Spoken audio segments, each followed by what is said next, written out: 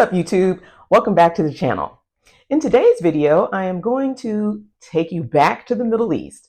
You heard me correctly. We are going to visit one of the wonderful world wonders, Petra, Jordan.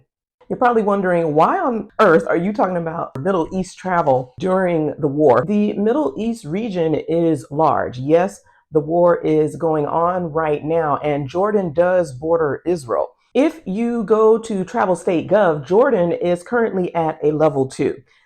Mind you, this has not been updated since July of 2023. That is a good indicator that you are going to be safe in Jordan. Obviously, I would not go to Israel. And a good tip is always to stay away from the borders of the Middle Eastern countries. What you need to understand is not all of the countries in the MENA region are active in war, so it is safe for you to visit some of them. I am going to give you a link to my UAE video for where I talked about things to do in Dubai. Today's video is specifically Jordan. That's it. What is so special about Petra? Well, Petra is a UNESCO World Heritage Site. What is UNESCO? United Nations Educational, Scientific, and Cultural Organization. You can find over 1,100 UNESCO heritage sites around the world that are located in about 160 cities. Petra is one of the new 7 wonders of the world. Do you know the other 6? Let me know in the comments. I am going to make a playlist for you guys for the wonders of the world and for the UNESCO heritage sites, because I've been to a number of them. I looked this weekend just on the list and I was like, oh, I should be doing this on a channel. Petra has natural beauty, ancient history. It is one of the most beautiful man-made structures that I have seen in my life, besides the Great Wall. It actually looks like you are on a movie site. You might have noticed Petra as the backdrop for the Indiana Jones film, Indiana Jones and the Last Crusades. From exploring the treasury to hiking all the way up to the monastery in a dress.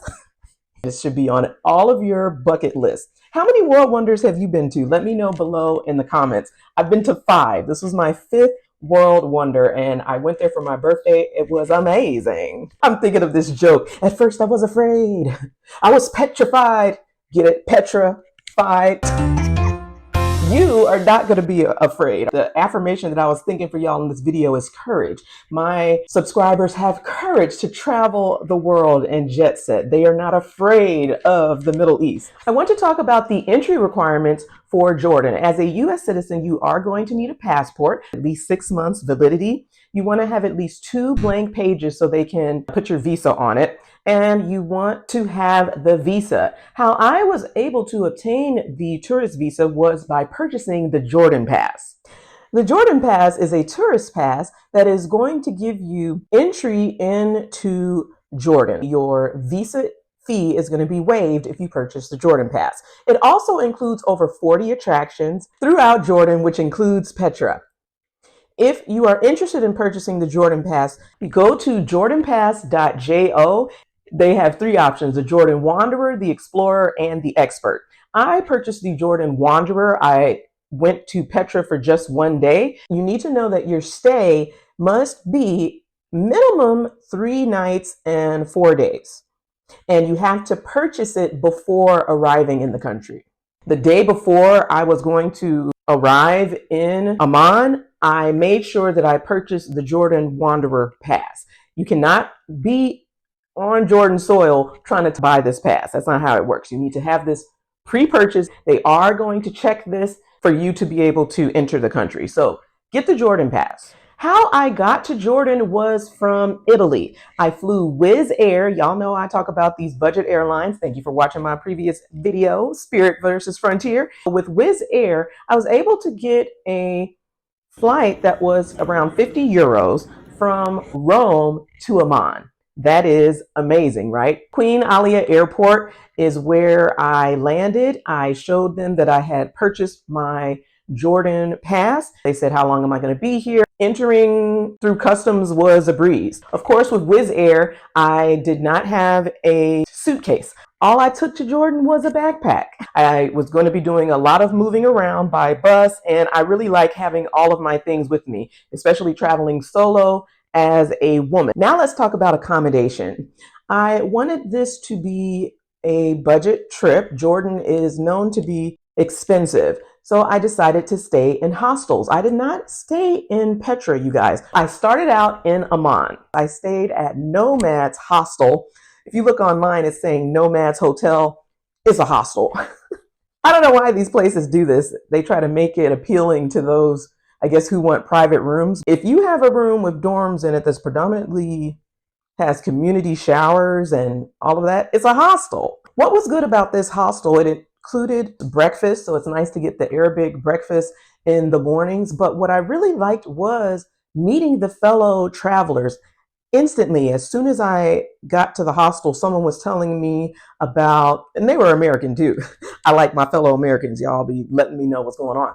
And he was saying, you need to download Maps.me to use offline. That way I can use it around the city for Amman. I don't want to talk too much about this because Amman is coming in the future. They had this whiteboard where people just wrote notes. I saw that they do these trips to Petra. Travelers decide, let's just travel together and we can split the cost. There's different ways for you to get to Petra. You can do it by taxi, you could rent a car, you could take the JETT bus. I was able to find a group of people who were at the hostel so that we could go to Petra together. I am really grateful to Nomads Hostel for this, especially to the fellow travelers that I met along the way. The accommodation, I mean, it's a hostel. Here, I'm talking about waking up early in the morning because I had to get to the JETT bus on time so that we could make that drive to Petra. There are hostels in Petra.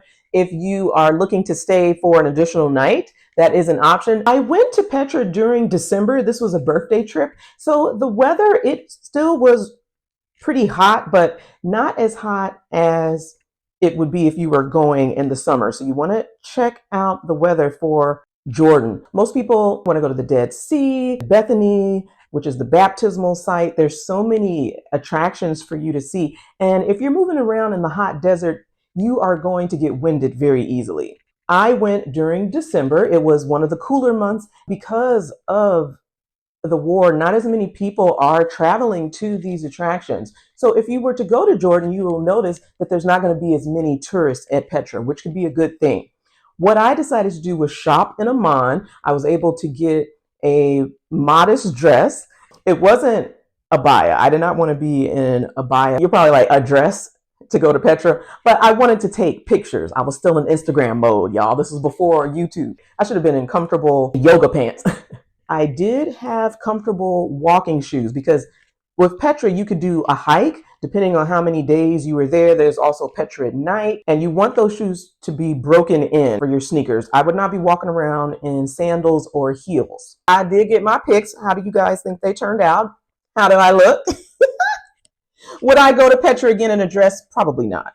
What you might want to do if you want to change and have pictures, just wear something light and flowy. That's another thing when you're going to these Arab countries, you might want to dress modestly. I'm not in shorts. My shoulders were covered. I wasn't showing too much cleavage because of something that had happened to me at the Rome airport. Because of that, I decided, you know what, I'm going to cover up as much as I can while I am in Jordan. Petra, known as the Rose City, was built by the Nabateans, an ancient Arab civilization. Petra connected the Arabian Peninsula, Egypt, and the Mediterranean world.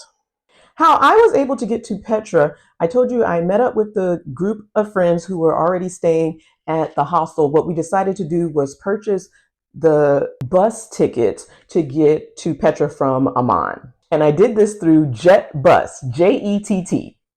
JETT, which stands for Jordan Express Tourist Transportation. It is a well-known bus service in Jordan, and it offers routes all across the country.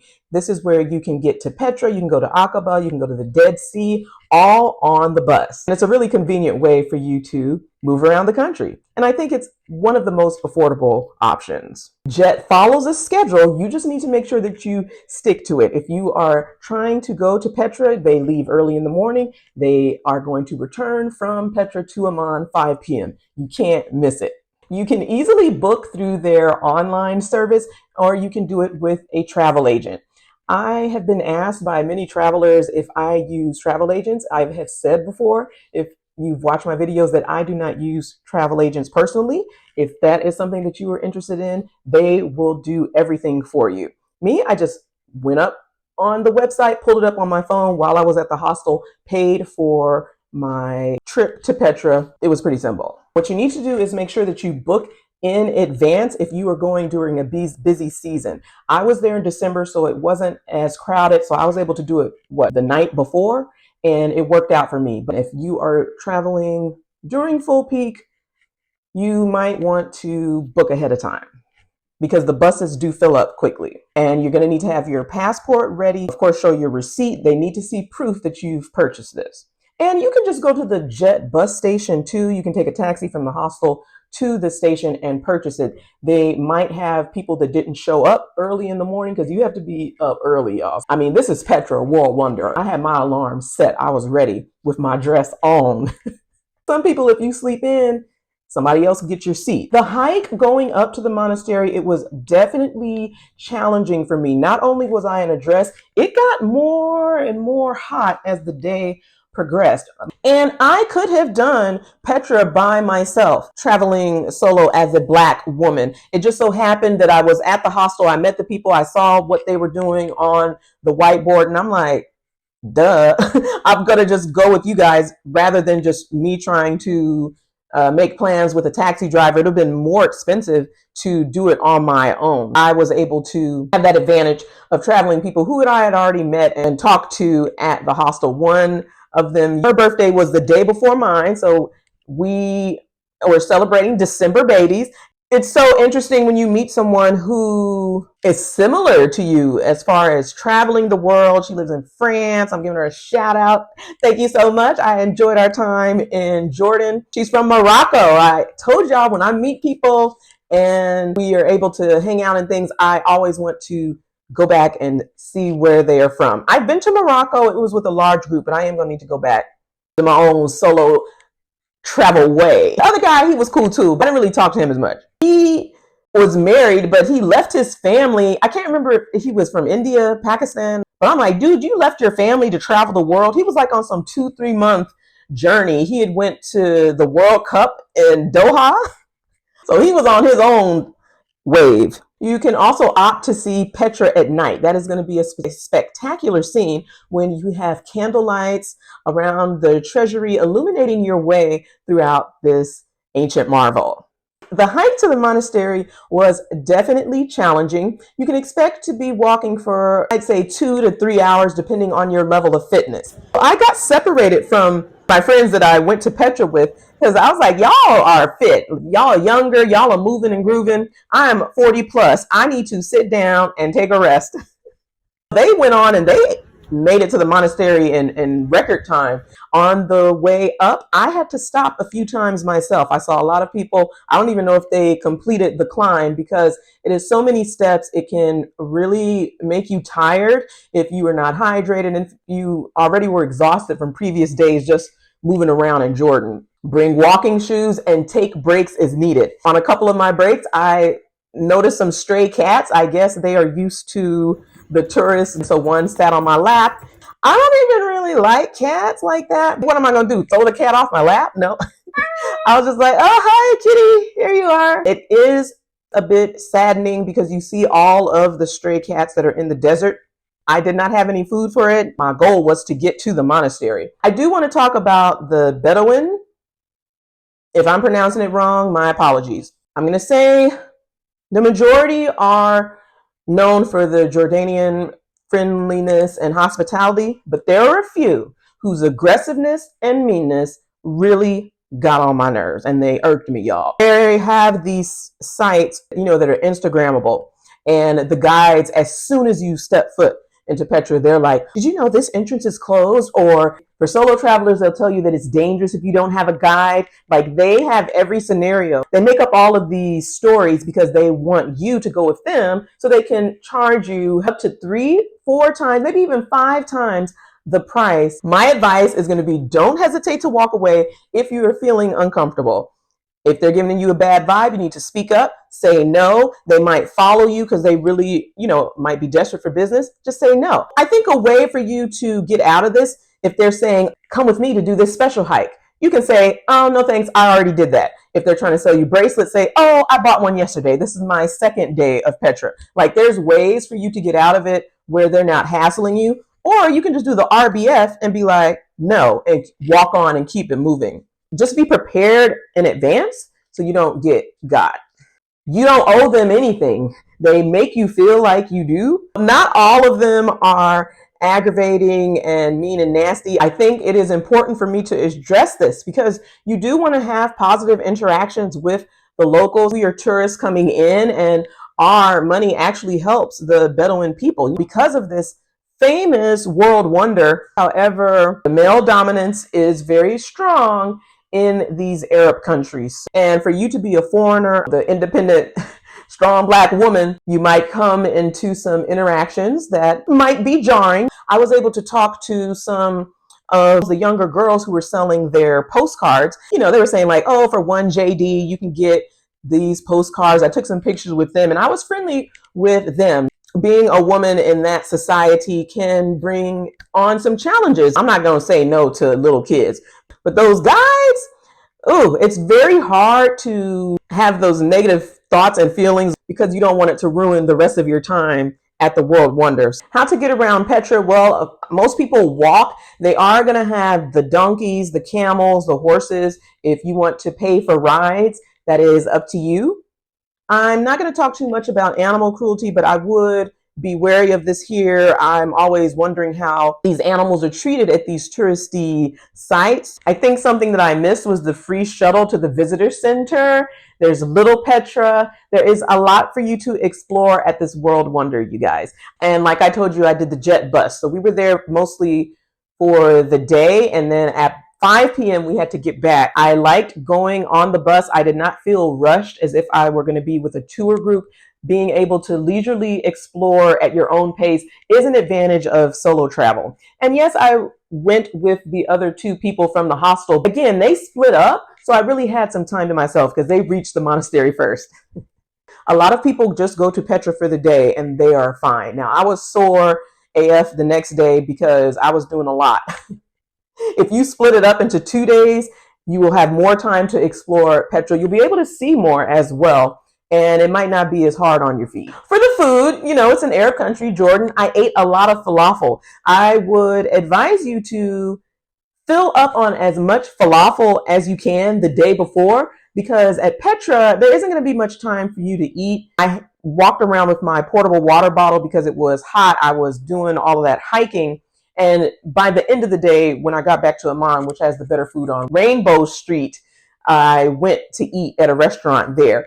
They do have food places around Petra. You can eat light the day of Petra, maybe carry some snacks with you. I'm not saying that it's bad to go out to eat, to celebrate your dinner, but traveling out of the country for a birthday, there is no better feeling, especially as a solo traveler. It is a very special way to celebrate your life. Solo travel for a birthday is the best. I think that Petra is the perfect destination for you to visit if you're celebrating a birthday. It could be for any other time of the year too. If you are into history, if you're into adventure, if you've never been to the Middle East, I still think that you could go to Jordan as your first country. I am going to recommend UAE because it's so similar to the US. You could do Jordan too.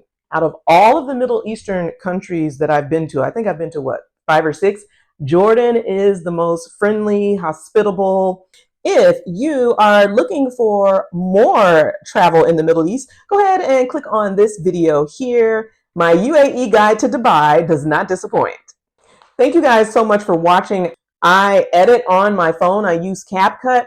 And you know how you hold your phone? I'm recording with it, so I can't put it here. But you know how you hold your phone and you can rest it on your pinky? I was doing that, and now my finger is like disfigured. I don't know if you can tell. This really isn't showing it, but it's like hurts really bad here. But I just hope you guys appreciate these videos. I'm going to pay attention to my finger and hopefully get that sorted out. If you enjoyed this video, please like it so that I know, and subscribe so you can get more content from me. Thank you guys so much, and I'm going to see you next time.